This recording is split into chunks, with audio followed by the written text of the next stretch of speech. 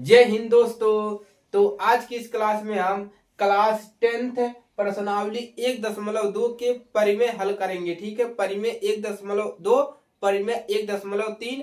तो आपको हमारे साथ बने रहना है क्योंकि हम परिमेय 1.2 और परिमेय 1.2 हम क्या करेंगे, सॉल्व करेंगे। जैसा कि आप लोग यहाँ पर देख पा रहे हैं, हमने परिमेय 1 भी लिखा है, परिमेय 1.3 भी लिखा है। अब आप लोग सोच रहे होंगे कि कक्षा 10 में परिमेय कहां से आ गया, इसमें तो रूट सिद्ध करने वाला ये सभी परिमेय नहीं, ये भी एक परिमेय है। ठीक है, पहले हम परिमेय 1.2 करेंगे, उसके बाद इसी के आधार पर हम इस परिमेय 1.3 को भी क्या करेंगे, इसको हम सिद्ध करेंगे। तो वीडियो में बने रहिए। ये जो प्रश्न होता है आप परिमेय सिद्ध करने के लिए, ये आपका इंपॉर्टेंट होता है बोर्ड पेपर के लिए, और ये एक प्रश्न हर साल आपके पूछा जाता है आपके बोर्ड एग्जाम में। तो आपको इसमें प्रैक्टिस करना है, जिस प्रकार से बताया जा रहा है उसी प्रकार से आपको इसको तैयार कर लेना है, ताकि पेपर के वक्त आपको कोई भी समस्या ना हो। चलिए क्लास को शुरू करते हैं।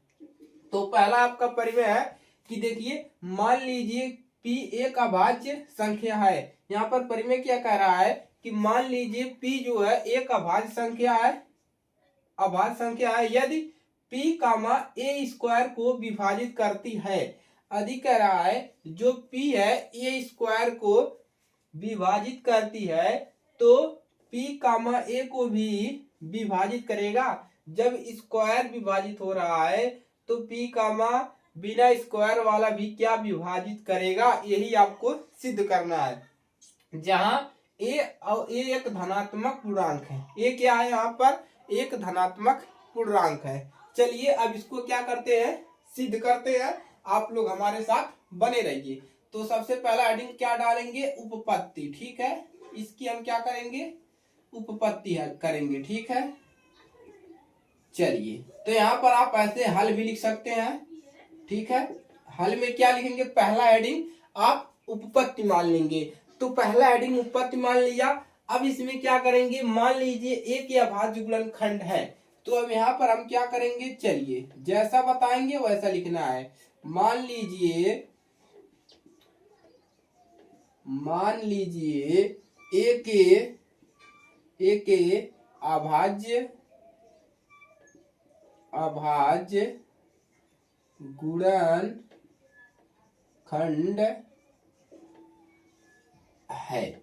तो हम क्या मान रहे हैं, हम मान रहे हैं कि मान लीजिए एक अभाज्य गुणनखंड है। ठीक है, एक अभाज्य गुणनखंड क्या है, इधर से लिखेंगे थोड़ा ए बराबर P1 P2 dash dash dash Pn है। हमने क्या मान लिया, एक अभाज्य गुणनखंड हमने इतना ले लिया, P1 P2 Pn।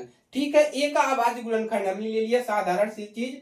जहां पर लिखेंगे, जहां यहाँ पर लिख लेंगे हम, जहां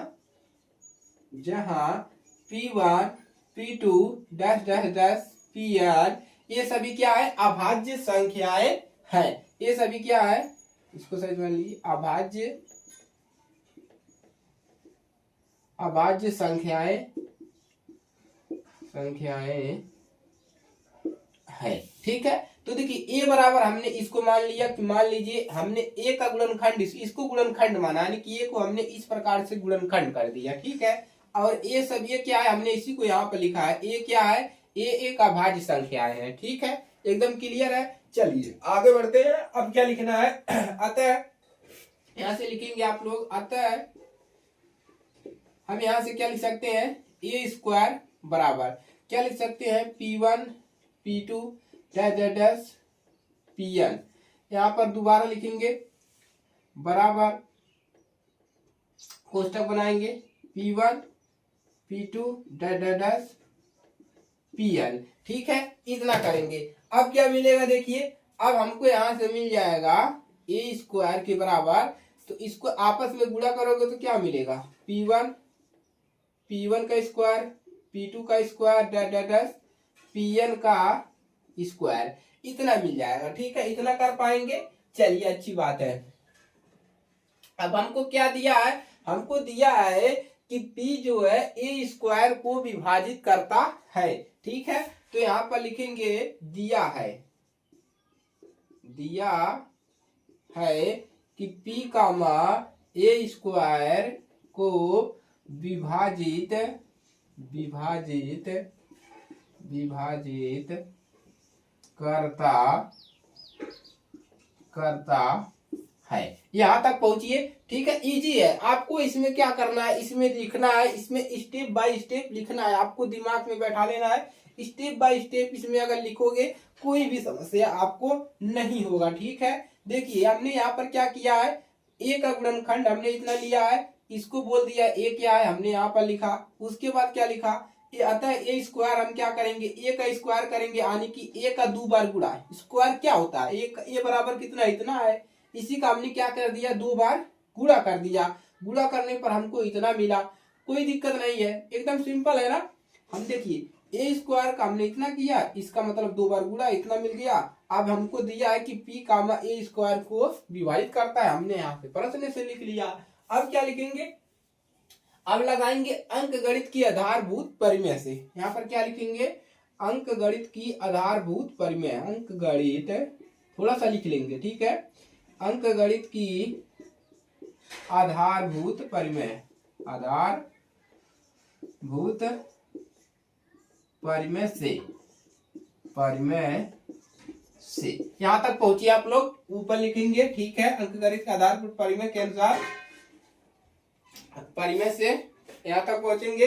उसके बाद क्या लिखेंगे, परिमेय के अनुसार p कामा ए स्क्वायर का एक अभाज्य गुणनखंड है। यहाँ पर लिख लेते हैं, p कामा ए स्क्वायर का अभाज्य गुणनखंड है, गुणनखंड है, दिख रहा है, लिख लेंगे p कामा ए से ए का अभाज्य गुणनखंड है, ठीक है। इतना पहुंचेंगे। ये आपका थोड़ा बहुत अब इसमें लिखना है, आपका हो नीचा है, ठीक है। अभाज्य गुणनखंड है। चलिए ऊपर मिटा देते हैं, नोट कर लिए सब लोग, स्क्रीनशॉट ले लीजिए। चलिए नोट कर लिया है, चलिए इसको हटाते हैं और आगे बढ़ते हैं, ठीक है। चलिए तो ऐसे ऐसे मिटाते चले जाएंगे। अब देखिए, अब ए स्क्वायर का अभाज्य गुणनखंड क्या है, लिखेंगे अतः ए स्क्वायर के अभाज्य गुणनखंड, अभाज्य गुणनखंड, ए स्क्वायर के अभाज्य गुणनखंड केवल ए बराबर हमने कितना माना था, ए बराबर P1 P2 P2, तो यहाँ पर क्या हो जाएगा, केवल P1 P2 Pn है। इसका गुणनखंड क्या है, ए स्क्वायर का गुणनखंड केवल यही है, P1 P2 Pn है। यहाँ पर कामा लगा लेंगे। चलिए इतना है, चलिए हो गया। अब क्या लिखेंगे, चूंकि, यहाँ पर लिखेंगे, हिंदी में लिखिए या चूंकि, ठीक है। चूंकि का चिन्ह ऐसे होता है, ठीक है, ऊपर 2 बिंदा नीचे 1 बिंदा, ठीक है। चूंकि ए बराबर हमने क्या माना था, चूंकि ए बराबर हमने माना है P1 P2 डैश Pn है, ए बराबर इतना है, ठीक है। इसलिए P कामा ए को विभाजित अवश्य करेगा, इसलिए यहाँ पर क्या लिखेंगे, इसलिए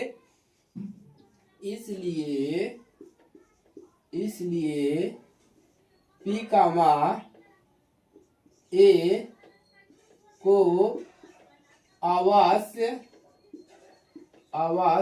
विभाजित करेगा, विभाजित करेगा, ठीक है। इतना लिख लेंगे। अतः √2 एक अपरिमेय संख्या हो जाएगा। अतः क्या लिखेंगे, अतः √2 को हम कह सकते हैं, √2 एक अपरिमेय संख्या है, अपरिमेय संख्या है।